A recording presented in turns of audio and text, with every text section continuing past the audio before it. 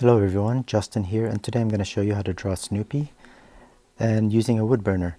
So as you can see, I've already done part of the sketch and I'm putting in some of the shadows. And right here, to get to the really dark tones, I'm using the wood burner at pretty high heat. And you gotta go a little bit slower just to get it really dark.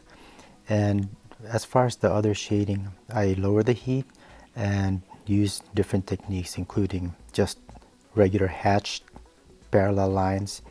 And as we draw the turkey here, I use a different technique, very light heat and just a lot of scribbles. And I just go over it again just to get a better gradient and make it more three-dimensional. And I use it also on his gloves. Add a little bit more shading on the body and make it three-dimensional. And that's it. Thanks for watching. Bye.